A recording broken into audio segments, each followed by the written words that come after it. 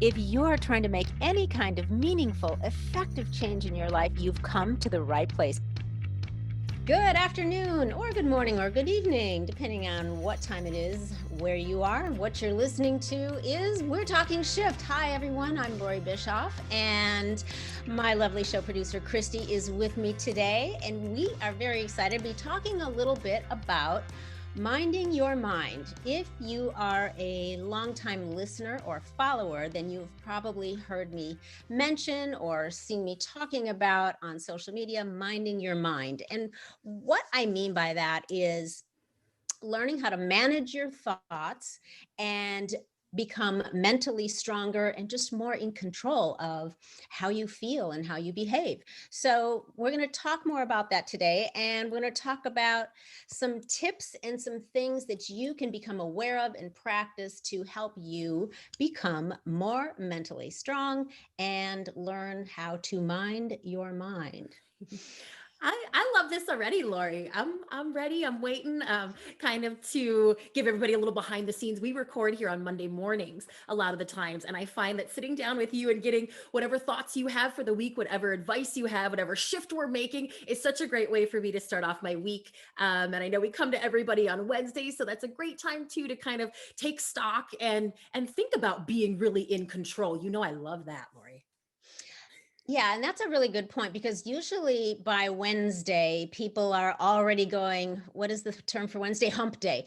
People Yes. are already like they're looking forward to Friday and you're only like 2 days into the typical work week. So it's probably nice to get a little bit of a reminder on Wednesday of things that, can inspire you to just feel better, do better, think better, so that you are gliding into the rest of your week, not so much as I can't wait for this to be over, but more of, okay, I'm ready to conquer, ready to thrive. Yeah.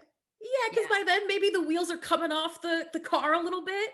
Yeah, and you need to take that control back and think about what you're doing and what you can do for the rest of your week to make sure that the wheels don't that you don't crash and burn, right?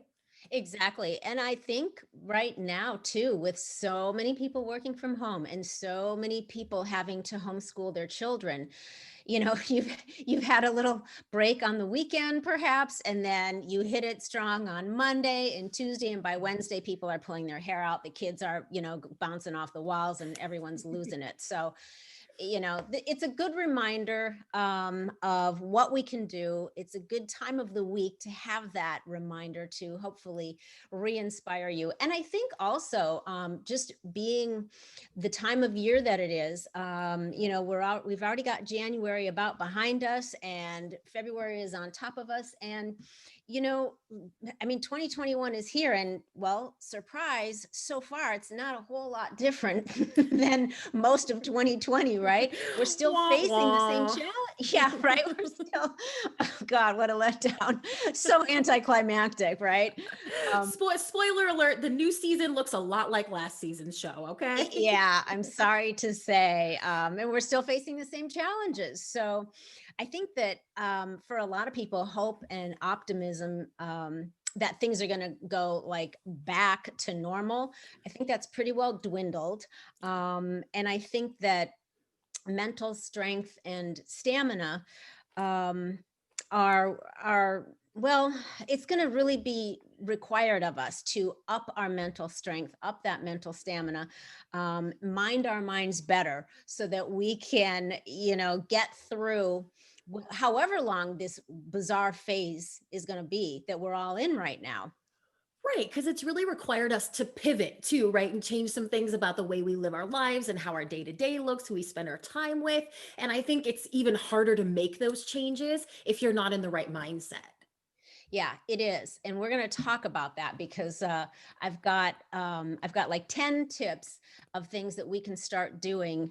One of them will be about that very subject, but there are a lot of things. There's way more than just 10 tips for developing mental strength and stamina. But let's just dive into at least 10 to get people thinking, to get people started, and see if that can help everyone just make that mindset shift to just weather the landscape ahead that nobody really knows what is going to be.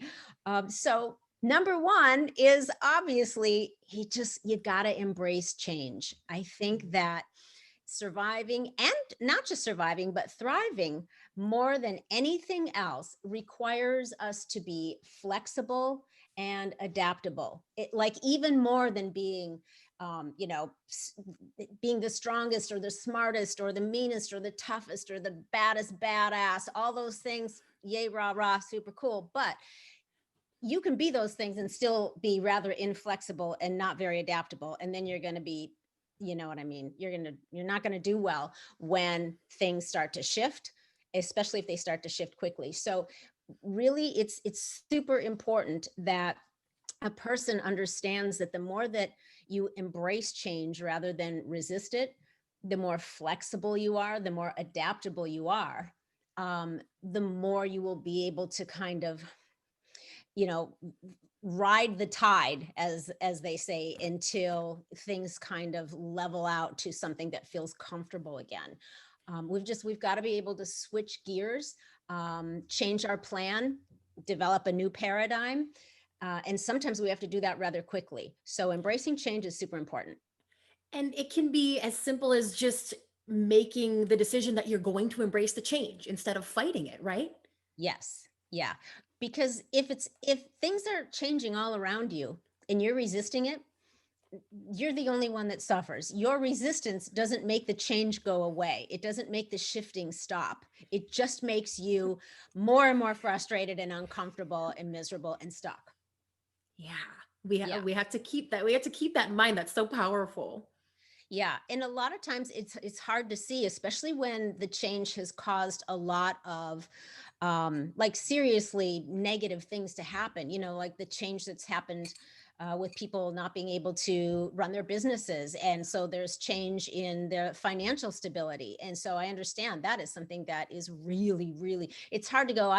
How can I embrace this when now I haven't been able to pay my mortgage or my rent in 3 months. So I understand it's easy to say, oh, just embrace the change and you'll feel better. I mean, it's not like that airy fairy, but it is saying, though, the more you just accept what is and then kind of deal with it and approach it and look for how you're going to manage it and look for solutions from that frame of mind, will give you more clarity on how to best manage the situation. Well, yeah, and I bet we can all think of a time in our lives when we did embrace the change or something was very difficult and it ended up being better for us in the long run, right? It's Right. that thing that life is happening for you, not to you. I Hmm. think that can be so helpful as well. Yes, I agree with that. Even when it doesn't feel like it, that's where having a little faith comes in, having a lot of faith in some cases, that even though it's really things might just suck so bad right now, but if you have the faith that you're going to get through it, you will survive, and things might actually ultimately evolve for your benefit, even if you can't see it. It gives us some sense of comfort that we're going to be okay. Yeah. Yeah. And what a better thought that is going around in your mind that you're going to be okay versus worrying and anxiety. Right, right. Because otherwise, when that worry and anxiety over what you're losing will just swallow you up, and it doesn't put you in the right mindset, the right energy to look for solutions, to look for new avenues. It doesn't put you in the mindset to be able to find your way through it. It just puts you in a state of fear, and you can't get much productive done when you are in a state of fear and you just want to hide and hope it's all a bad dream and you're going to wake up and it's going to be better. Yeah, you're helping us make it easier for ourselves. Right, right. So all right, number two, do something that gives you a sense of accomplishment and purpose every day. So even if you're quarantined, maybe in some states people are still, nothing's open, like where you are in California, Yeah. and so there's not much to do there. You're not even basically hardly going out buying groceries. People just have them Right. delivered to the house. So it there are things at home though that you can still do if you can't get out. that make you feel like you've got some sort of purpose. So it can be big, it can be small, it can be as small as, you know what, I'm going to finally tackle, cleaning out the garage. I think by now everyone has literally probably cleaned out every nook and cranny, every closet, drawer, junk drawers, garages, corner, but but if there's anything left that you can clean out or organize, that is something that makes you feel like, okay, I got that done. I feel like I accomplished something, beneficial Oh for my me today. gosh. That Right. is such good advice. I spent a lot of time over the holidays cleaning and organizing and bringing in, new little accents that just make me feel like it's more fun to sit around in my living room, which is what I've been doing for the last 9 months. And Yeah. I can't tell you just what a change it's made every morning when I walk out into my living room, and every night I sit down on my couch, I can just feel so much better. I suggest that to people. Yes, I second that, Loree. Yeah. I mean, it makes a difference. And if that's not, if you've already done all that, there's just nothing left to clean out or to organize, and you've already, went shopping online and remodeled your house. I mean, God bless you. But maybe it's cooking. Maybe it's like, I'll learn to cook something I've never cooked before. That could be a fun adventure. Or teaching your kids to cook. Or maybe for you, it's got to be something bigger. Maybe it's got to be like, I'm going to go online and start a nonprofit. I mean, there's things that you can do from home that you don't have to be physically present to do. So depending on what that scale is, no matter how big or how small, there should be something that you feel like, oh, if I just did this, big or small, I will feel like at least I did something worthwhile today. And that's important. Yeah, and I love what you touched on there, that even if you can't think of anything to do for yourself, or you honestly just don't feel like doing anything for yourself, do something for someone else. Right. There is not much more good feeling activity that you can do than to feel like you've done something in some way to help another person. There's just not much more fulfilling than that, as far as I'm concerned. And you can do that sitting at home in your living room on your laptop. There are GoFundMe's, there's charities, there's just so much stuff. So if you really want to, you'll find the right vehicle for you. Yeah, think about what your strengths are. There's probably somebody who needs to tap into that right now. Right, exactly. All right, moving on. Another good thing is what we call mental rehearsal. So, people that are mentally strong and are minding their minds are also rehearsing things in their mind. They're literally making a movie in their mind. So that's kind of like, we've talked about, creative visualization techniques in the past, but I'm also like, look at this in the sense that what if there's a conversation with somebody that you have to have and you're not looking forward to it? You're just like, oh, I really don't want to have this conversation, but it's something that has to be addressed and you're really resisting it. Or maybe you have to do a presentation and you're just like, oh, it's just not my deal. I don't like talking in front of people, whatever the thing is, the conversation or the presentation, the thing that you're resisting. If you spend some time rehearsing it in your mind, what am I going to say? How can I present this? What is the language that I feel most comfortable using? What potential questions might come back to me, so that you're prepared with answers? The more you feel like whatever it is you have to talk about inside and out, the more comfortable and relaxed you'll be, because you'll feel like I know all of this. And if you rehearse it in your mind, there will be less fear and trepidation around it. So it's a strength technique. So and mental it rehearsal. works. Yeah, it works. I used to do this quite a bit many years ago, and to great rewards, and great, it helped me kind of achieve these big dreams and goals, and makes you really believe that you can do what you know you can do. That being said, I realize now I've kind of stopped doing that the last couple of years, and really envisioning the future and what I really want, and it has kind of taken away my sense of direction a little bit. I used Mm. to do this so much to the extent that when those things came true, when I think about it now, it almost feels surreal, because I envisioned it in my head so many times. It's like, oh, no, you actually did that too.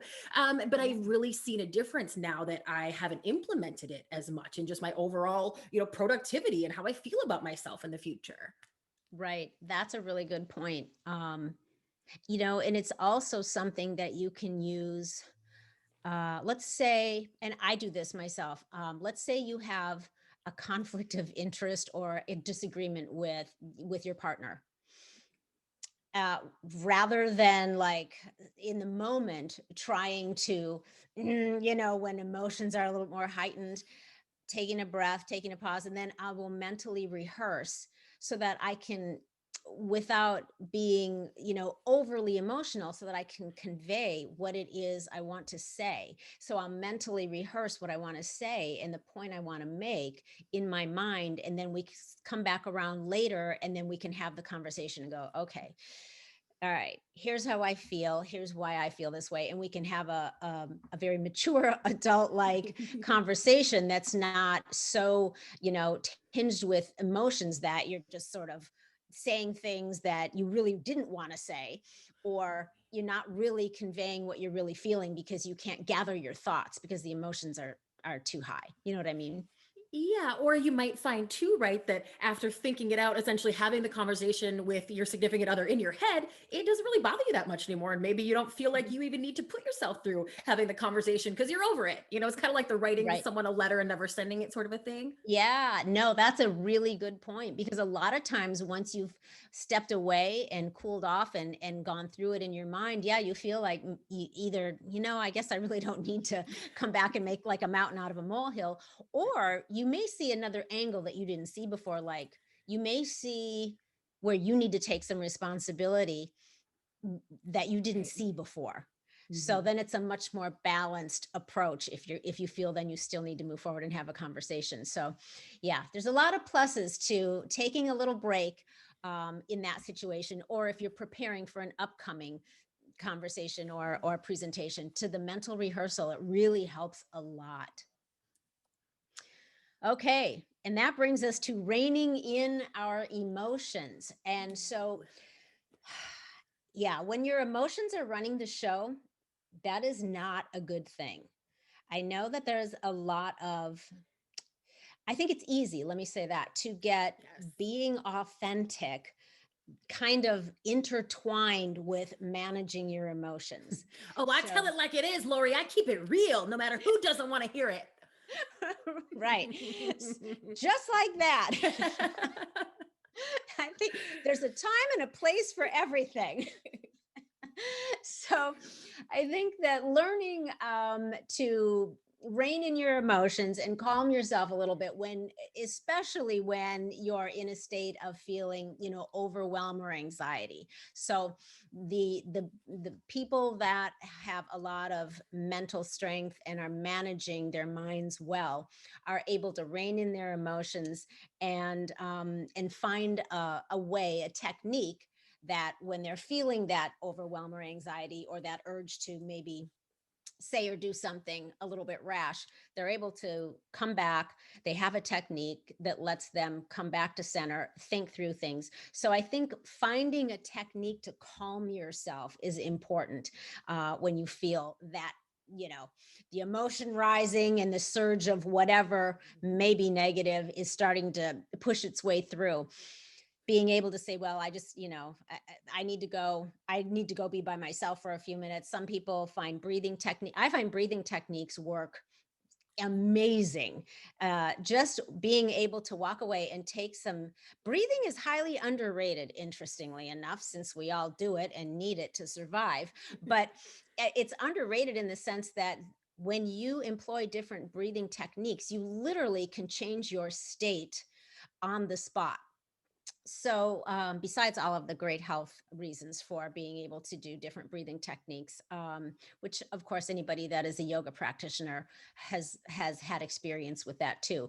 But finding something to calm yourself, whether it's breathing, whether it's counting, some people need to go count, whether it's singing or dancing.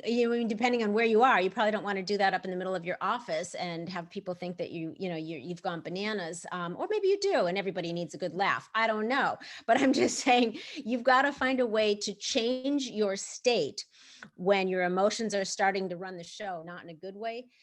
by using some sort of a positive vehicle, a positive action, or a positive visualization technique. Yeah, just taking that moment, right? And again, this is something that it's easy. It's easy to walk away. You Mhm. know, not easy to wrangle your emotions, but it is easy to walk away. And maybe you can't control your mouth. Mhm. I will admit to this. Maybe I can't help from saying the things that I want to say. But at least if I walk away, the person can't hear me. Didn't Right. hurt their feelings. you Right. know? Right. Exactly. You can walk away and go have the conversation with yourself, get it out, and then reassess the situation.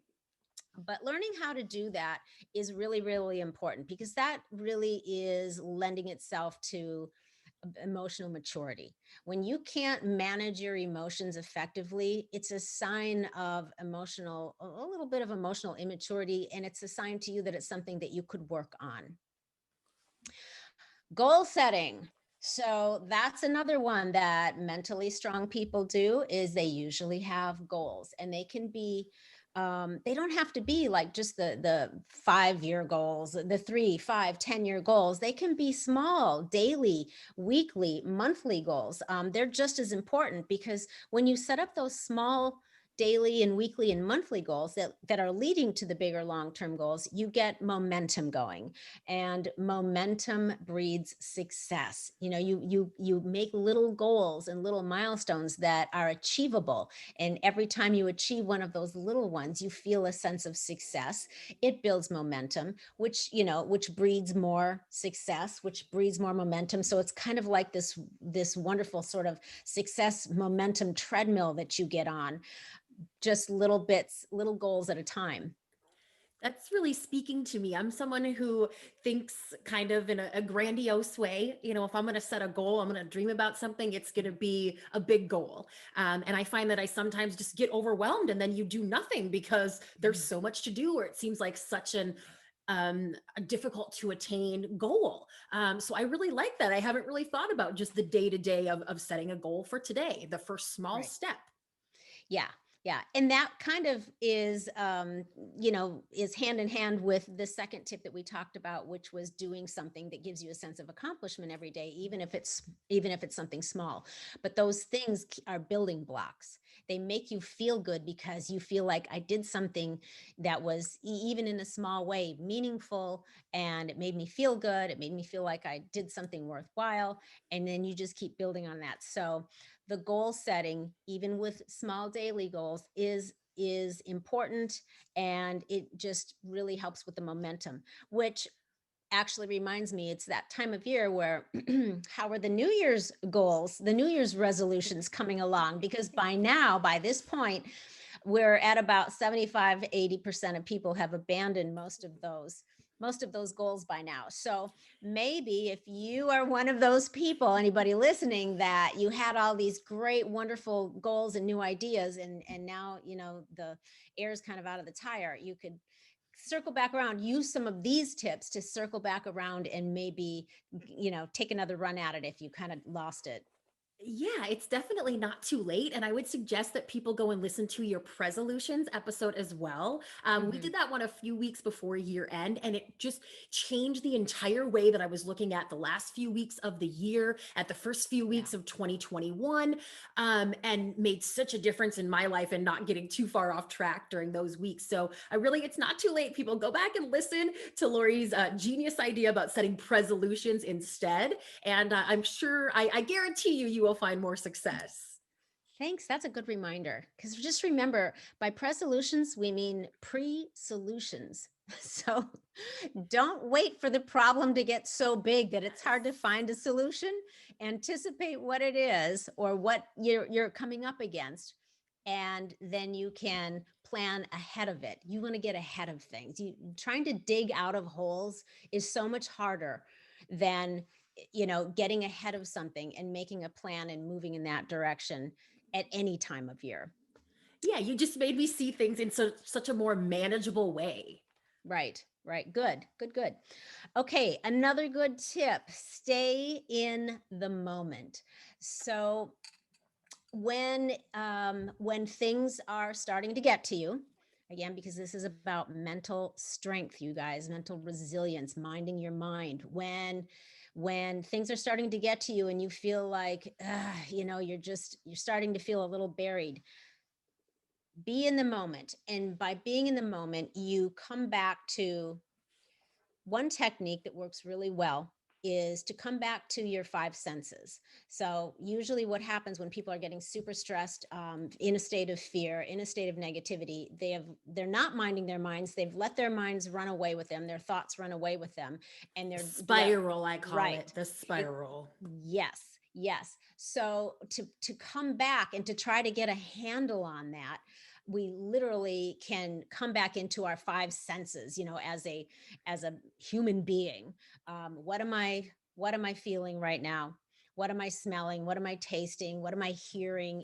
Come back to your body. And so that you're back here in the present moment and not like whatever you're dwelling on from the past or whatever fear you're dwelling on about a future scenario, you come back to what's really happening right in the moment. And then you ask yourself, well, all right, to get out of this state of fear, anxiety, or, feeling buried, am I actually okay right now? I'm breathing, I'm not on fire. I'm not bleeding. Everybody's fine. I'm just scared. Right. So Mhm. am I okay right now? If you are, check. Um, am I in any imminent danger right now? If you're not, okay, check. Um, what's good about this moment? Ooh, that's a good one. Right. Because then again, we're shifting the focus from whatever the state of fear, anxiety is to actually what's right or what's okay or what's good about the moment. So maybe what's good is that, well, yeah, I'm still got a roof over my head. I still have food in my refrigerator. I still am capable, you know, just sometimes you got to bring it back down to the very basics and the fundamentals. What is good about right now? My kids are fine, my partner's fine, or I'm fine. Mm. So keeping it simple. What's one thing I can be thankful for? So you go beyond what's even good, but what can I be grateful for? That's always a good stay in the moment, come back to now. I had another one I was going to say, and I lost it. It'll come back to me in a minute. Well, to give people a great example, if there's any Real Housewives of Orange County fans out there, I actually saw one of them doing this with another one a couple weeks ago. She was really having just about an anxiety attack, and the other woman started asking her, "Well, what do you smell right now? What do you see?" And I'm like, "What is she doing?" Like, Mm. oh, now Bronwyn thinks she's a therapist, who I love her. She's one of my faves. But I just thought, what the heck is she doing? And now to Mhm. hear from someone who definitely knows what she's talking about, that could be a great technique. It's making sense to me now. Yeah, yeah. So she was trying to get her to shift what she was dwelling on, back into what's actually reality right now in the moment. Yeah. Yeah, What a and cool trick. I want to call it a trick, but yeah, I mean, I yeah, guess it's a that's what it technique. You can is. call it a trick. It's a technique though. And that's also a good technique for people that are trying to learn to meditate, because the problem we all have is trying to, manage our thoughts and not be thinking about all kinds of stuff when you're trying to just, be still and receive whatever it is, you're trying to receive. And it's really hard to turn our brains off and our thoughts. So one way to help do that is to use that technique of what am I feeling, in all of the parts of my body, bringing your attention to your body, bringing your attention to your breathing. So it's a really helpful technique and has a lot of applications, shall we say. I know what I was just going to point out, this is another time when you're trying to stay in the moment, to ask yourself those are quality questions. So we're back to quality questions always. Once you start doing an inquisition on yourself, asking some really good questions to help you get back in the moment and not feel like you are getting lost in fearful scenarios that haven't even happened. Right. And it's not a scary thing. You're not asking us to harass ourselves or say, why are you being such an idiot? Right. Right. It's not, that certainly wouldn't be a quality question. No, no, that would definitely no. We'll talk about that on one of the other ones. But yeah, because it's not an inquisition or an accusation, it's inquiry. Mm. And there's a difference, right? You're not trying to, beat yourself up or find blame or come down on yourself hard. You're trying to inquire so as to get yourself to a place that is a more reasonable, realistic, neutral state. You're trying to get to some clear thinking and not lost in something that's already happened that you can't undo. Or your thoughts have run into a future that doesn't exist yet, and you are afraid of potential scenarios, and the fear of what that might be is gripping you. Mm-hmm. Yeah, or taking that control back. Right. All right. So our next one would be like focusing on, again, what you can control, which is your internal world, because the external world, you don't have control over that. That's just, people, events, things, As much as we we all know. try. Right. As we all know, shit's going to happen. And a lot of it is completely out of your control. So we have to remind ourselves to focus on what we can control. And that is our own thoughts, our own emotions, our own behaviors, our own attitudes, our mindsets. Those are all internal things, your internal world that we can control. And because when you feel like you don't have any control, that's when fear really sets in. And it's hard to try to be solution oriented when you are in that kind of a state, when you feel like I have no control over anything anyway, but you do. And so bringing your focus back to your internal world and thinking about those things and just focusing on how you can be okay or better in the moment mentally, internally, then you are going to be in a much more calm state and less in a state of anxiety. And that is a more mentally strong place to be. Yeah, that's so empowering. Right. Yeah. And we don't want to, that's how we want to feel empowered. Feeling disempowered is a horrible feeling. Mm-hmm. The only time you want to feel disempowered, I think, is when you're looking for like a extreme sports experience, or you're gonna like ride that crazy ass roller coaster that that you've been afraid to get on forever because you're out of control. Then you're looking for the adventure, the thrill. There are times when you feel like you're just gonna kind of give it up to whatever the thing is, and you're going to have that adventure, that variety in your life. There's a place for that type of uncertainty, but it isn't always necessarily when you are trying to navigate the things that are up for you right now that are maybe causing you stress and anxiety. So to be in control of those, to be in control of what you're focusing on, your mindset, that's a mental strength, and that will serve you well, no matter how stormy the seas get. Okay, the next one is examine the meaning that you are assigning to whatever you are maybe feeling upset about or feeling anxious about. Being willing to change the meaning of what something means to you will help completely change the emotion around it. So that's another way to help us learn how to manage our emotions and be in control of our emotions. And so if there's something that is got your emotions all up in a crazy fire, and you are just feel like you're out of control, you're worried, you're afraid, you're, whatever the negative emotion is, it's because you have attached a certain meaning that is a fearful meaning, or a frustrated meaning to a particular, person or event. So if you change the meaning, then you will automatically, by default, the emotion around it will change. Does that make sense? Yeah, can you walk us through it a little bit more? I think my first reaction is to say like, but what if we can't change the meaning? What if it means one thing? It means we've lost our job, or Right. it means our child has decided not to go to college. Like, how do I change that, Loree? Yeah. So okay. So we'll take your example of I've lost my job. So you could apply a meaning like, Okay, I lost my job because I was not valued enough. I didn't do my job well enough. I wasn't smart enough. I wasn't ambitious enough. I wasn't proactive enough. You could assign meaning like that to the reason you lost your job, and now you're going to feel like shit. Right? You're going to feel like kind of worthless, and you're going to feel less confident about trying to get another job. So that's one meaning that you could apply to I lost my job.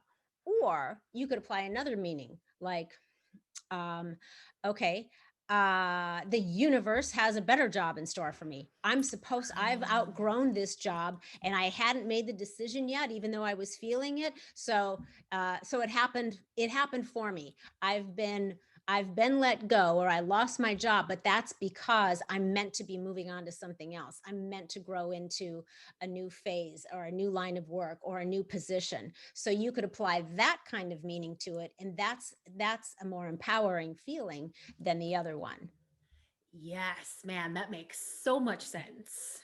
Yeah, so you're gonna have a whole different emotion around that, because now you have some faith that even though this seems like a horrible event, perhaps Mhm. it is actually, something beyond your control that's maybe working on your behalf. So this is when some faith comes in, and if you are one of those people that feels like, hey, the universe always has my back, well then that's what this is, and you just can't see it right now. But if you trust that there's something better waiting for you that you are supposed to step into, then you're going to have a whole different emotion generated around that. Instead of feeling, unworthy or useless, or, all of the other feelings we talked about, instead you could feel like, okay, this is, I wasn't expecting it, a little uncomfortable, but I'm good. I'm open for what is next for me, and I trust that it's in my best interest.